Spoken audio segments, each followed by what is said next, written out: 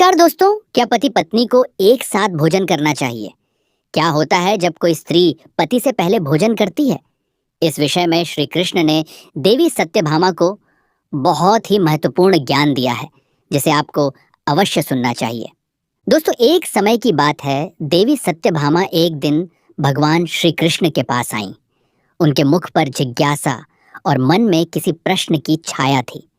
उन्होंने विनम्र स्वर में पूछा, हे स्वामी, मेरे मन में एक शंका उत्पन्न हुई है। कृपा करके मेरे इस संशय का निवारण कीजिए।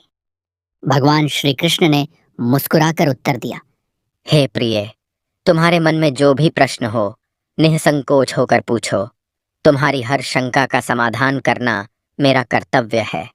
सत्यभामा ने हृदय में उत्साह भरकर कहा, हे प्रभु, आपकी हम तीनों पत्नियां पहले आपको भोजन कराती हैं, आपकी सेवा में लगी रहती हैं, फिर स्वयं भोजन ग्रहण करती हैं।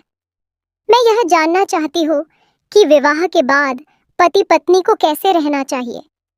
क्या पति पत्नी को साथ में भोजन करना चाहिए? क्या पत्नी को पति से पहले ही भोजन कर लेना चाहिए? क्या ऐसा करना उचित होता है? पति के साथ अथवा उससे पहले भोजन करने से क्या होता है? कृपा करके मुझे इसका रहस्य बताइए।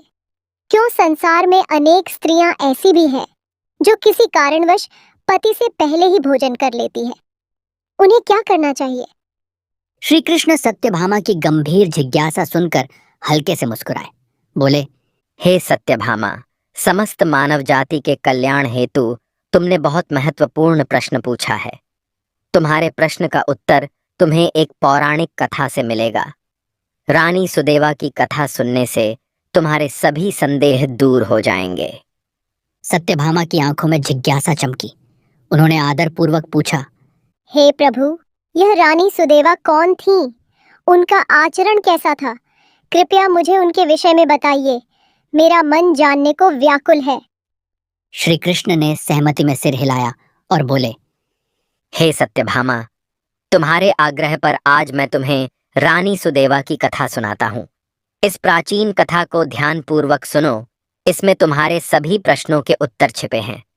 जो भी व्यक्ति इस कथा को ध्यान से सुनता है और इसका विस्तार से वर्णन करता है, वह भाग्यशाली होता है और उसे कभी नरक का भय नहीं रहता।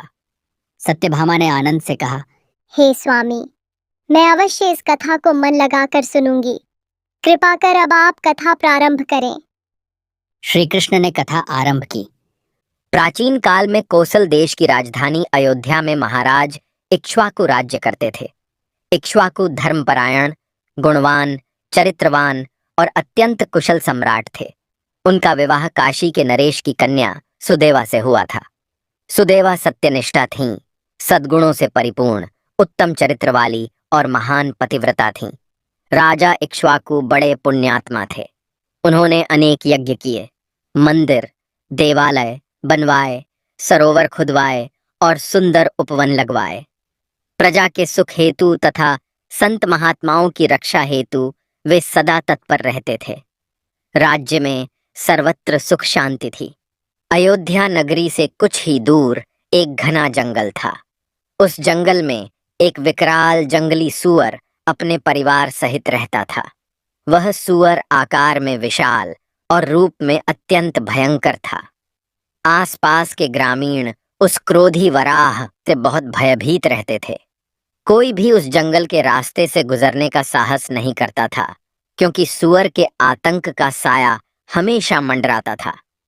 जब महाराज इक्ष्वाकु को यह समाचार मिला कि एक भीमकाय सूअर के भय से लोग जंगल के मार्ग से गुजरने में डरते हैं, तो उन्होंने प्रजा की रक्षा के लिए उस सूअर का शिकार करने का निश्चय किया। राजा एक वीर योद्धा थे, जिन्होंने पूर्व में अनेकों विशालकाय सिंहों और दुष्ट राक्षसों का संहार किया था। वे निडर थे और धर्म की रक्षा हेतु किसी भी चुनौती का सामना करने को सदा तैयार रहते थे। एक दिन महाराज इक्ष्वाकु अपनी रानी सुदेवा, अनेक सैनिकों और शिकार में माहिर शिकारी कुत्तों को साथ लेकर उस जंगल की ओर चले। शिकार का दल जंगल में गहराई तक आगे बढ़ा। राजा ने धनुष बाण संधान किए हुए थे। सैनिकों के हाथों में भाले तलवारें सन्नद्ध थीं।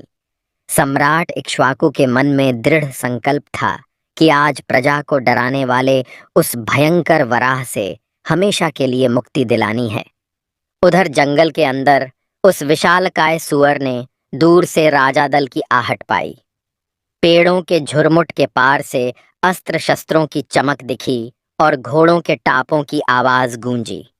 सुअर तुरंत सचेत हुआ। उसने देखा कि कौशल देश के प्रतापी सम्राट इक्ष्वाकु स्वयं सैन्य बल के साथ उसके शिकारी बनकर आ रहे हैं। सुअर ने पास खड़ी अपनी पत्नी को सावधान करते हुए कहा, हे प्रिय, देखो, अयोध्या के राजा इक्ष्वाकु स्वयं हमारे शिकार के लिए आ पहुंचे हैं। वे महापराक्रमी और तेजस्वी सम्राट हैं। उनके साथ असंख्य शिकारी घुड़सवार और शिकारी कुत्ते भी हैं। इसमें तनिक भी संदेह नहीं कि वे हम पर आक्रमण करेंगे। राजा इक्ष्वाकु बड़े धर्मात्मा हैं, राजाओं के भी राजा हैं और तीनों लोकों में उनका यश फैला है। आज वे हमारे अतिथि की भांति हमारे द्वार पर युद्ध के लिए आए हैं। मैं तुम सबकी रक्षा हेतु अपना पराक्रम दिखाते हुए उनसे युद्ध करूंगा। यदि युद्ध में मैंने राजा को पराजित कर दिया तो तीनों लोकों में मेरी कीर्ति होगी, और यदि मैं उनके हाथों मारा भी गया तो इस सुअर जीवन के बंधन से मुक्त हो जाऊंगा और विष्णु लोक चला जाऊंगा। मैं जानता हूं कि पिछले जन्मों के पापों के कारण ही मुझे यह सुअर का जन्म मिला है। आज शायद उन पापों से छुटकारा पाने का अवसर आ गया है। सुअर के स्वर में आशा और दृढ़ निश्चय का मिश्रण था। वह अपनी नियति का सामना करने को तैयार था। उसने गहरी सांस लेते हुए अपनी पत्नी से कहा, प्रिय, तुम मोह त्याग कर हमारे पुत्रों और पोतों को लेकर पास के पर्वत की गुफा में छिप जाओ। अब समय आ गया है कि मैं अपने पूर्व जन्मों के पापों से मुक्त हो जाऊं। जब महाराज इक्ष्वाकु के तीर मेरे शरीर को भेदेंगे, तब उनके एक एक बाण से मेरे सारे पुराने पाप जलकर नष्ट हो जाएंगे। सुअर की पत्नी यह सुनकर व्याकुल हो उठी। वह अपने विशाल काय पर सबल पति से अत्यंत स्नेह करती थी। उसकी आंखों में आंसू भर आए और वह गदगद स्वर में बोली, हे नाथ, हमारे बच्चे आपके साहस और पराक्रम के कारण ही इस वन में निडर होकर घूमते हैं। कोमल फूल पत्तियां निर्विकार भाव से चुनते हैं। आपके भय से कोई शिकारी इस वन में आने का साहस नहीं करता। शेर, भेड़िए जैसे हिंस्र जानवर भी आपके रहते हमारे परिवार के पास फटक नहीं सके हैं। यदि आप हमें छोड़कर युद्ध में चले जाएंगे और मृत्यु को प्राप्त हो गए, तो मेरी और इन नन्हे बच्चों की रक्षा कौन करेगा? आपके बिना हम सब असहाय हो जाएंगे। पति के बिना मेरे जीवन का क्या मूल्य रहेगा? सोने के आभूषण पहनकर भी स्त्री बिना पति के शोभा नहीं पाती। पत्नी को सौंदर्य और सम्मान पति के होने से ही मिलता है। आपके बिना मेरा जीवन अंधकारमय हो जाएगा। हे प्राणेश्वर, मैं सच कहती हूँ, आपके बिना मैं जीवित नहीं रह सकती। यदि आपको नरक भी जाना पड़े तो भी मैं खुशी खुशी आपके साथ चली जाऊंगी। कृपा करके आप राजा के सामने अकेले मत जाइए। आप भी हमारे साथ पर्वत की कंदरा में चलिए, हम वहीं छिपकर रह लेंगे। आप क्यों जीवन की आशा त्याग कर अपनी पत्नी और बच्चों को अकेला छोड़कर जा रहे हैं? हमें छोड़कर युद्ध में जाने से आपको क्या लाभ होगा? इतना कहकर वराह की पत्नी फूट फूट कर रोने लगी। उसका हृदय आशंकाओं से भर गया था। सामने विकट संकट था। एक ओर कर्तव्य और वीरता की मर्यादा, दूसरी ओर परिवार का प्रेम। पत्नी पति को खोने की कल्पना से ही कांप उठी थी। वह विनती कर रही थी कि उनके सुखी परिवार को उजड़ने से बचा लें। पति ने पत्नी को करुण विलाप करते सुना तो उसकी आंखें भी नम हो गईं, पर मुख पर कठोर संकल्प छा गया। विशालकाय सुअर ने कोमल स्वर में समझाते हुए कहा, हे प्रिय, तुम वीरों के धर्म को नहीं समझती, इसलिए ऐसा कह रही हो। यदि कोई शत्रु वीर पुरुष को ललकारे, उसे युद्ध का निमंत्रण दे, तो उस वीर को लोभ या भय के कारण कायर की तरह छिपकर भागना नहीं चाहिए। जो योद्धा डरकर छिप जाते हैं, उन्हें तो 1000 युगों तक कुंभीपाक नरक में उबाल कर यातना दी जाती है। किंतु जो वीर शत्रु का सामना करता है और युद्ध करते हुए वीर गति को प्राप्त होता है, उसे मृत्यु के बाद दिव्य लोकों की प्राप्ति होती है। आज महाराज इक्ष्वाकु स्वयं हमारे पास युद्ध के अतिथि बनकर आए आए हैं। अतिथि का अपमान करना उचित नहीं। यदि हम उनके आमंत्रण से पीछे हटे तो यह अतिथि का अनादर होगा, जो साक्षात भगवान विष्णु का अपमान माना जाता है। उनका मुकाबला करना मेरा धर्म है, मेरा कर्तव्य है। मुझे मेरा धर्म पालन करने से मत रोको। हुए धीमे स्वर में बोली। हे प्राणनाथ, यदि आप युद्ध करना ही धर्म समझते हैं तो ठीक है, मैं भी आपके साथ चलूंगी, आपके पराक्रम की साक्षी बनूंगी। चाहे अंजाम कुछ भी हो, मैं आपका साथ नहीं छोड़ूंगी। वराह की पत्नी ने अपने हृदय को दृढ़ किया और बच्चों को पास बुलाकर प्यार से समझाने लगी। हे पुत्रों, मेरी बात सुनो। आज रणभूमि में अतिथि स्वयं पधारे हैं। तुम्हारे पिता उनके साथ युद्ध करने जा रहे हैं और मैं भी उनके साथ रहूंगी। तुम सब अपने छोटे भाइयों को लेकर पास के पर्वत की गुफा में चले जाओ और वहीं छिपे रहो। महाराज इक्ष्वाकु महान बलशाली हैं। इस युद्ध में वे हम सब का संहार कर सकते हैं, इसलिए अभी तुम यहाँ से भाग जाओ और अपने प्राण बचाओ। माँ की विचलित वाणी सुनकर छोटे छोटे सुअर के बच्चों की आंखों में आंसू आ गए, पर वे साहस बटोरकर एक स्वर में बोले। हे माँ, जो पुत्र अपने माता पिता को संकट में छोड़कर भाग जाते हैं वे महापापी होते हैं। ऐसे कृतघ्न पुत्रों को घोर नरकों में डाला जाता है।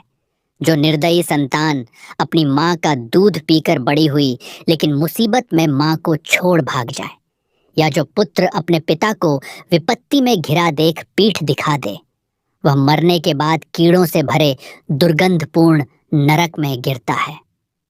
हम ऐसे पाप के भागी नहीं बनेंगे। इसीलिए हे माँ, हम आपको छोड़कर कदापि नहीं जाएंगे। बच्चों के मुख से अपने प्रति ऐसा प्रेम और कर्तव्य भाव सुनकर माता का कलेजा भर आया। उसने एक क्षण को अपने साहसी पुत्रों को सीने से लगा लिया। परिवार के सभी सदस्य अब युद्ध के लिए मन बना चुके थे। फिर क्या था, विशाल वराह, उसकी पत्नी और सारे बच्चे मिलकर रणभूमि की ओर बढ़ चले। छोटे छोटे शिशु सुअर भी अपने माता पिता के चारों ओर घूम घूम कर मानो उनकी रक्षा करने का संकल्प दिखा रहे थे। परिवार एक साथ जीवट से भरा आगे बढ़ा।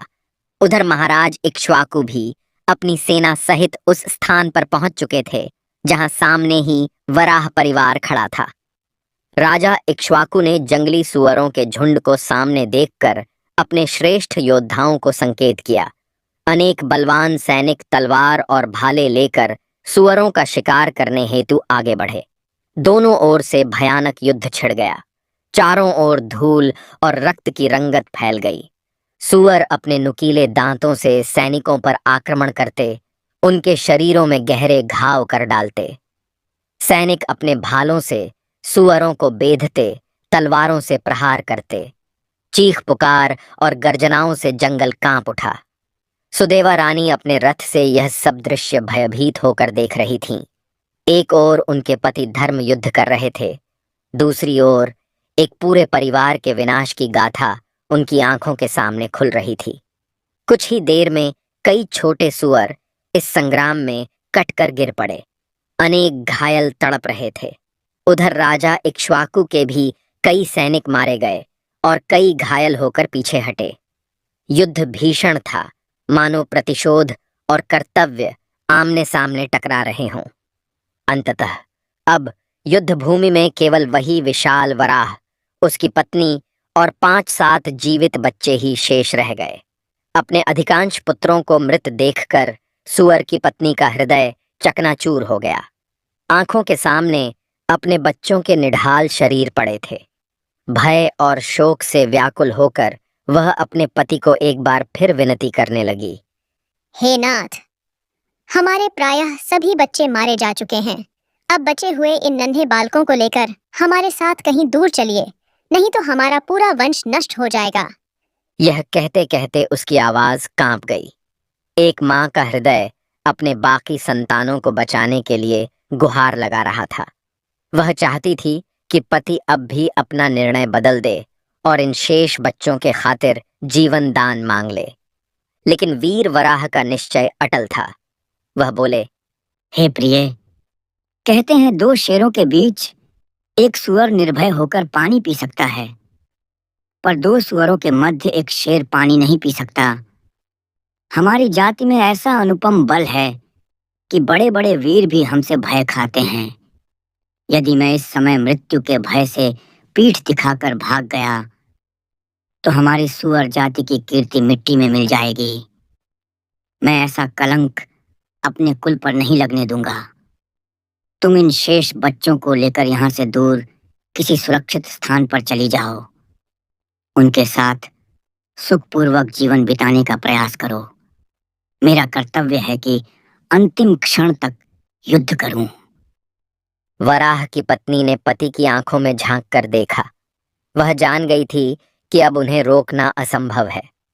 उसकी आंखों से अविरल आंसू बह रहे थे, पर भीतर एक गर्व भी जागा कि वह एक वीर की पत्नी है।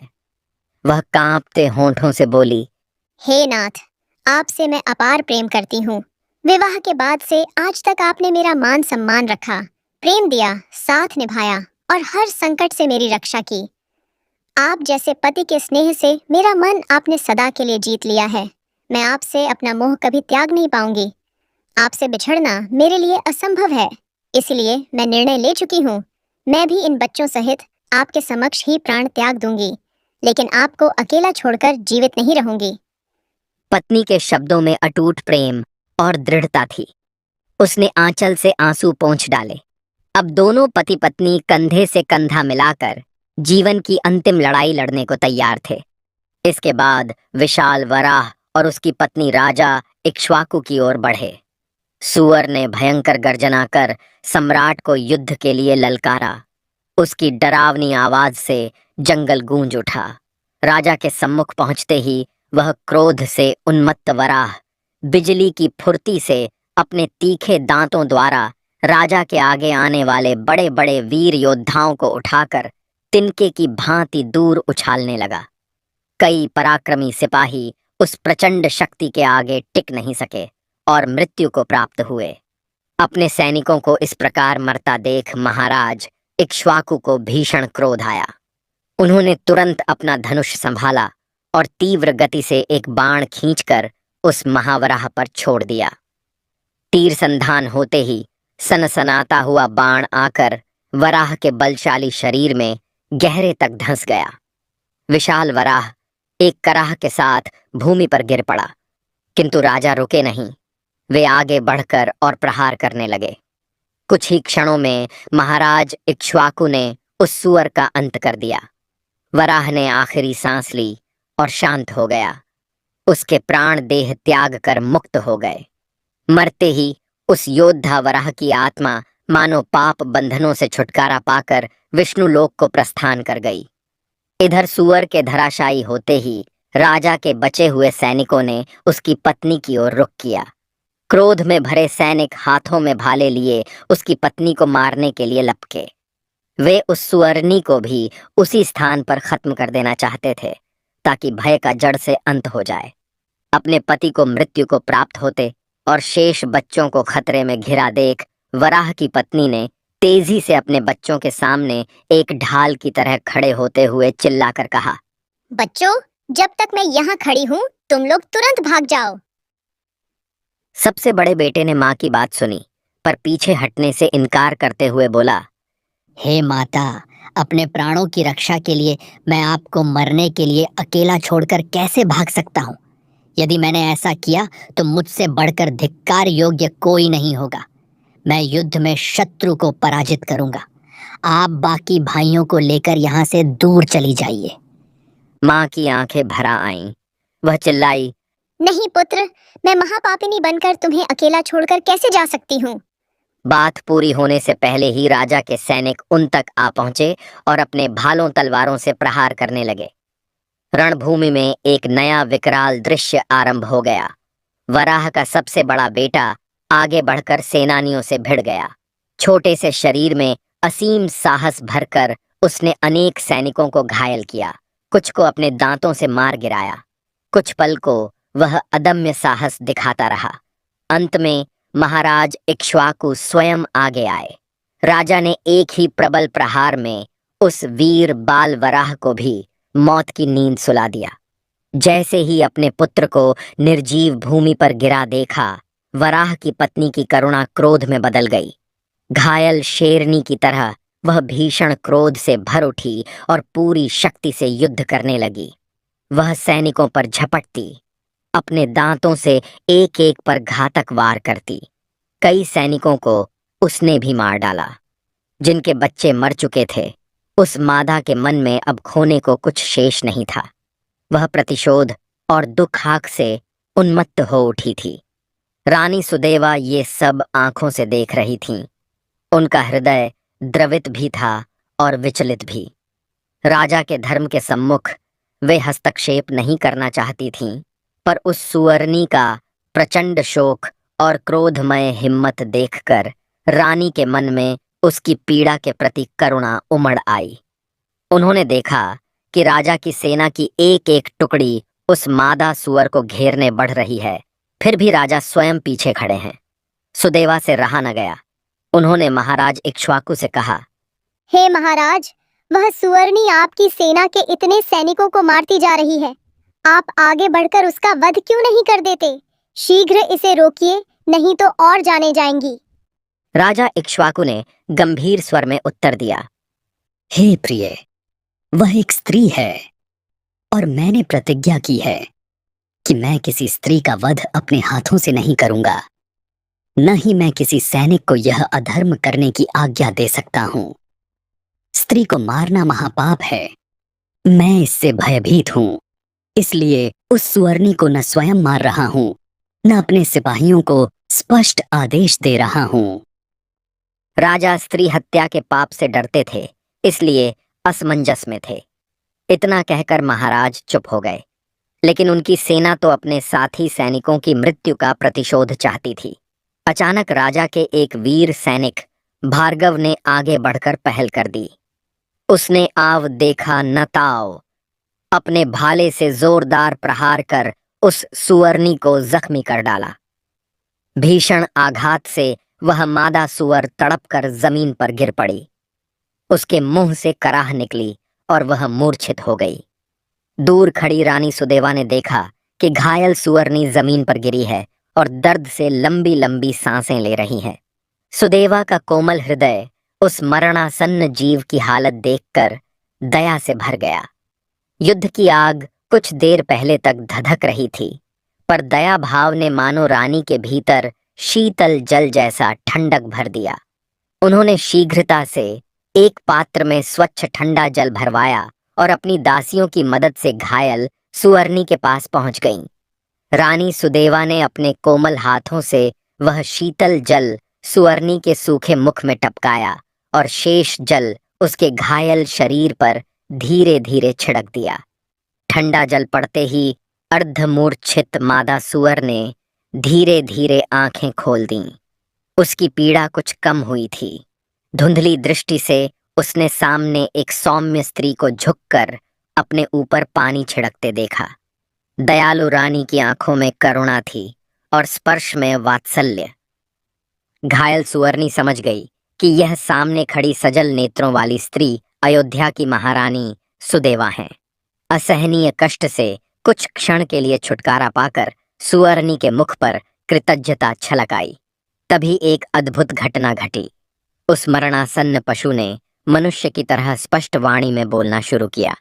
हे देवी, आपने मुझ पर ठंडा जल छिड़ककर मेरे कष्ट को हर लिया है। आपने जिस दया का फल मुझ पर किया है, उसका मैं बदला नहीं चुका सकती। आपका कल्याण हो देवी, भगवान आपको सदा सुखी रखें। सुअर्णी के मुंह से इस तरह मानव की भाषा में संस्कृतनिष्ठ वचन सुनकर रानी सुदेवा चकित रह गईं। वे सोचने लगीं, यह कैसी विचित्र बात है।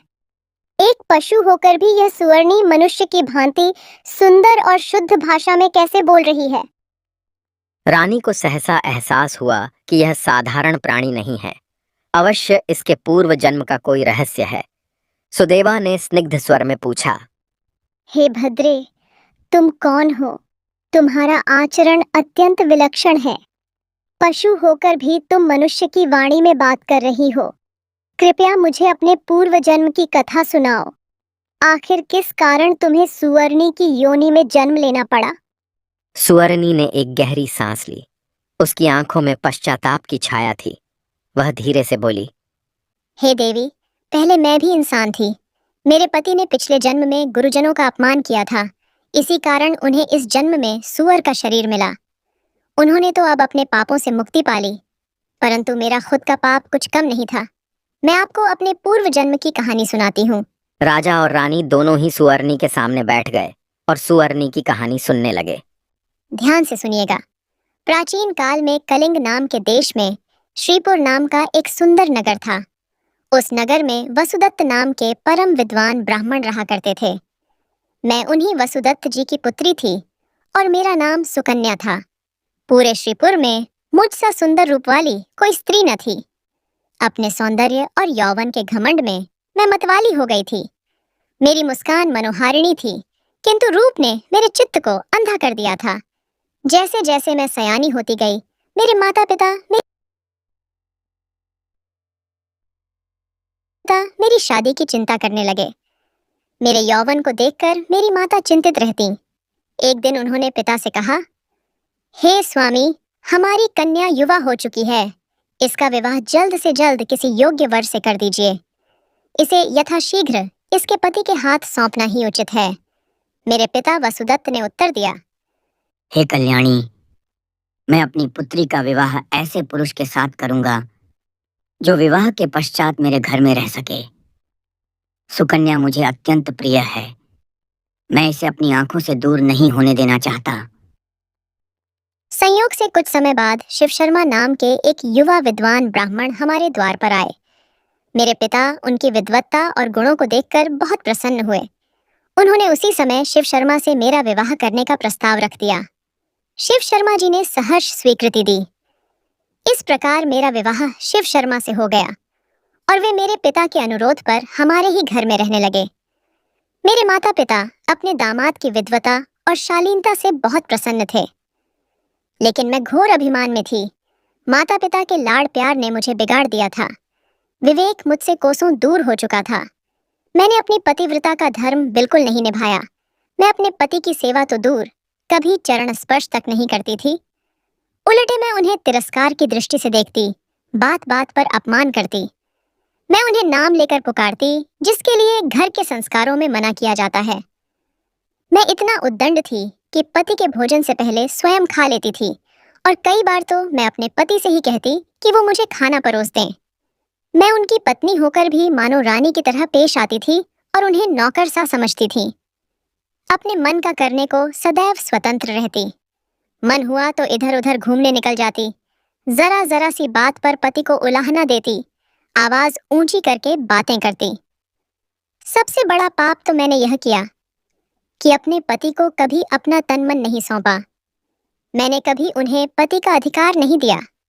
उनके साथ एक शैया पर रहना तो दूर, छूने तक नहीं देती थी, जैसे वह मेरे पति नहीं पराये हों। शिव शर्मा स्वभाव से अत्यंत शांत और सहनशील थे। उन्होंने मेरे दुर्व्यवहार को लंबे समय तक झेला। मेरे कारण उनके हृदय को कितनी ठेस लगती थी, इसका अनुमान भी मुझे उस समय नहीं था। अंततः एक दिन निराश और दुहक से भरे मेरे पति मुझे छोड़कर चुपचाप कहीं चले गए। मेरे पति के यूं अचानक चले जाने पर मेरे पिता को गहरा आघात लगा। वह बेहद दुखी हुए।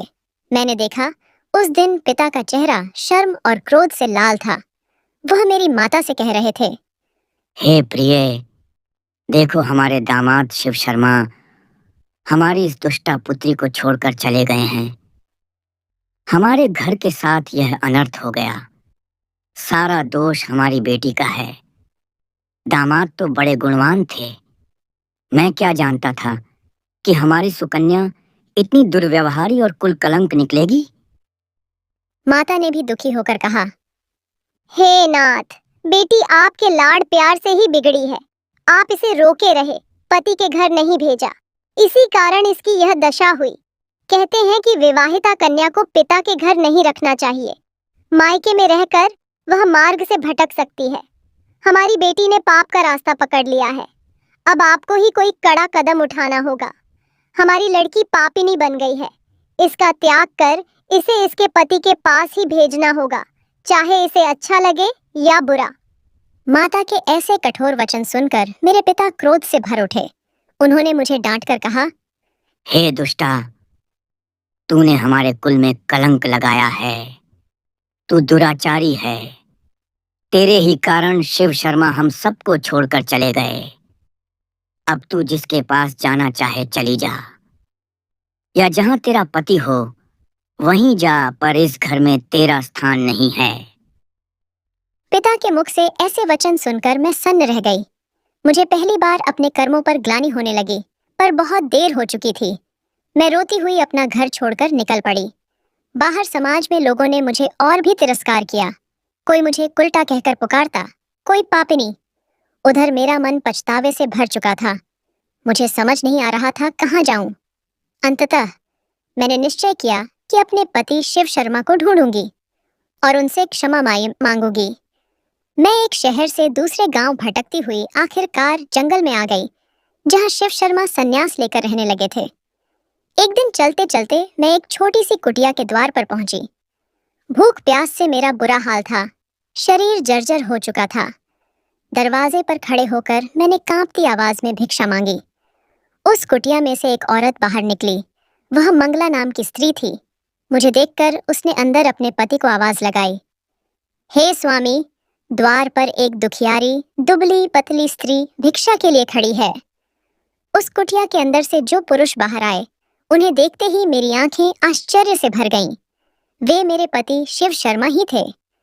कई महीनों बाद उनको देख मैं वहीं जमीन पर गिरकर फूट फूट कर रोने लगी। उधर शिव शर्मा ने भी मुझे तुरंत पहचान लिया। उन्हें मेरे हाल पर दया आ गई। उन्होंने अपनी नई पत्नी मंगला से कहा, प्रिय, यह मेरी पहली पत्नी सुकन्या है, जो कभी मुझे अत्यंत प्रिय थी। तकदीर के लेख से हम अलग हो गए थे, पर यह मूल रूप से बुरी नहीं है। बस अज्ञानवश इसने गलत मार्ग अपना लिया था।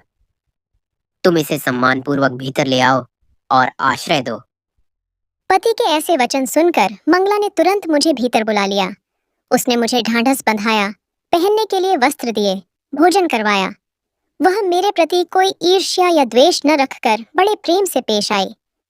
मंगला के सरल हृदय और मेरे पति के उदार स्वभाव को देख मेरा अंतर और भी ग्लानि से भर गया। कुछ दिन तक मैं उसी कुटिया में उनके साथ रही। एक दिन मैं यूं ही एक किनारे बैठकर मन ही मन अपने के पर पछता रही थी।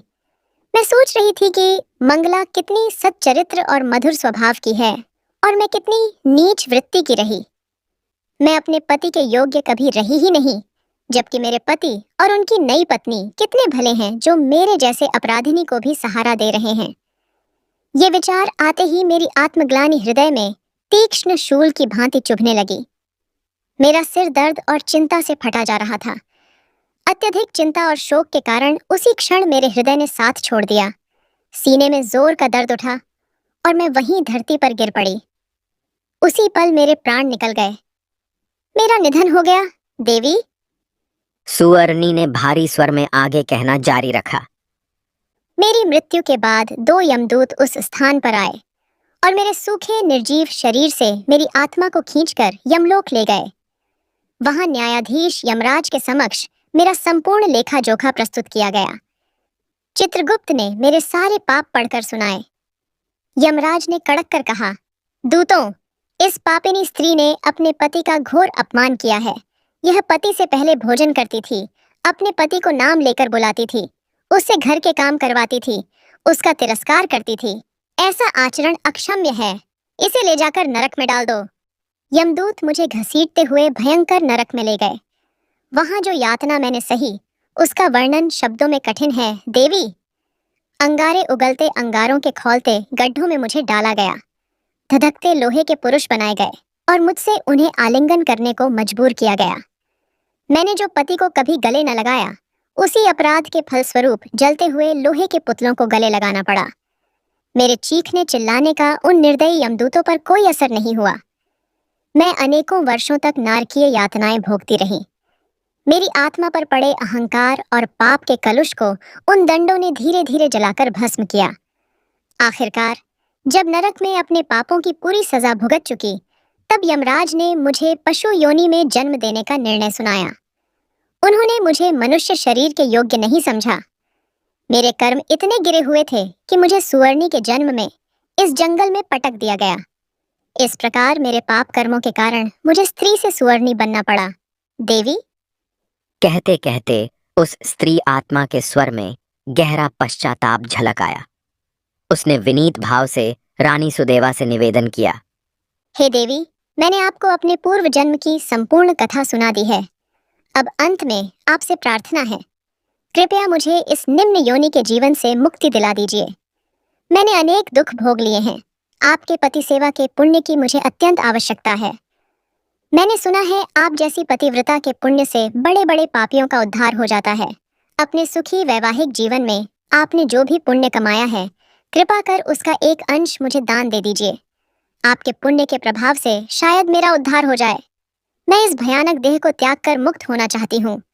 सुअरनी की मार्मिक प्रार्थना सुनकर रानी सुदेवा की आंखें भर आईं। उन्होंने पीछे खड़े महाराज इक्ष्वाकु की ओर प्रश्नवाचक दृष्टि से देखा और बोली, हे स्वामी, अब मैं क्या करूं? जो आज्ञा देंगे वही करूंगी। महाराज इक्ष्वाकु ने नम्रता से सिर हिलाया और कोमल स्वर में कहा, हे प्रिय, यह बेचारी स्त्री बड़े दुहक उठा चुकी है। अपने पुण्य से इसका उद्धार कर दो। इसमें इसकी ही नहीं, तुम्हारे पुण्यों की भी सार्थकता होगी।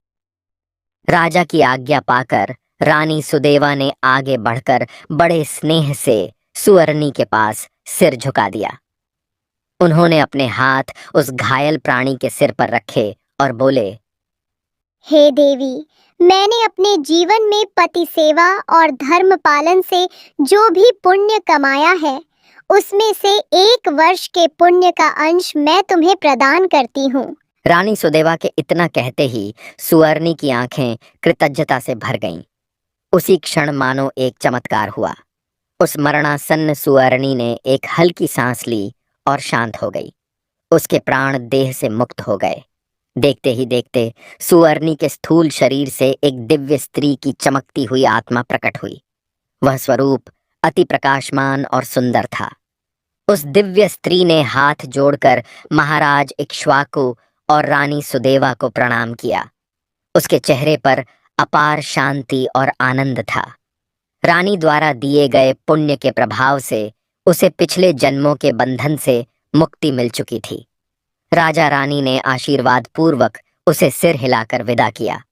वह देवयोषित जैसे रूप वाली आत्मा आकाश की ओर उठी और पल भर में सभी के देखते देखते विष्णु लोक को चली गई।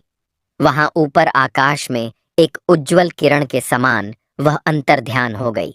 रानी सुदेवा ने हाथ जोड़कर ईश्वर को धन्यवाद दिया कि उनकी छोटी सी कृपा से एक आत्मा का उद्धार हो सका। रणभूमि में अब शांति थी। युद्ध समाप्त हो चुका था। राजा इक्ष्वाकु ने प्रभु का स्मरण किया और परिवार सहित नगर को लौट चले। उनके हृदय में इस अद्भुत घटना के प्रति श्रद्धा जागी थी। रानी सुदेवा ने आगे जीवन भर और भी मन लगाकर धर्म पालन और सेवा का व्रत निभाया। भगवान श्री कृष्ण ने कथा समाप्त की और सत्यभामा की ओर देखकर मुस्कुराए। उन्होंने मधुर स्वर में पूछा, हे सत्यभामा, इस महान कथा को सुनकर तुम्हें तुम्हारे सभी प्रश्नों के उत्तर मिल गए होंगे।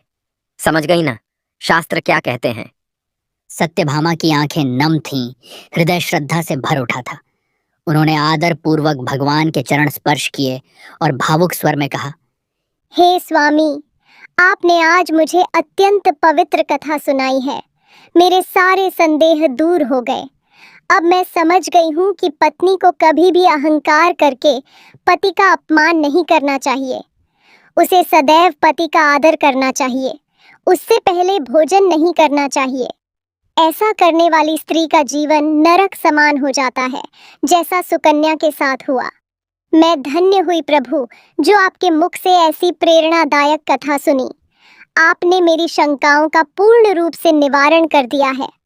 सत्यभामा ने मन ही मन भगवान को बारंबार प्रणाम किया। श्री कृष्ण ने स्नेहपूर्वक उनकी ओर देखा और मन ही मन कामना की कि यह कथा संसार की स्त्रियों पुरुषों सभी को सद्बुद्धि दे, ताकि कोई अपने अहंकार में संबंधों को तिरस्कृत न करे। सत्यभामा का हृदय आज समाधान पा चुका था और वह भगवान के चरणों में कृतार्थ भाव से नतमस्तक थीं। इस प्रकार रानी सुदेवा की कथा समाप्त होती है, जो हमें सिखाती है कि दाम्पत्य प्रेम, सेवा और मर्यादा का पालन कितना आवश्यक है। जो इस कथा को ध्यान से सुनता है उसके जीवन में सदाचार और सम्मान के मूल्य स्थापित होते हैं और कहा जाता है कि वह कभी भी नरकगामी नहीं होता। तो दोस्तों, उम्मीद है आपको यह कथा पसंद आई होगी। कमेंट करके ज़रूर बताएं। जानकारी अच्छी लगी तो वीडियो को लाइक करना न भूलें और कमेंट में जय श्री कृष्ण अवश्य लिखें। साथ ही चैनल को सब्सक्राइब करें। आप सभी का धन्यवाद।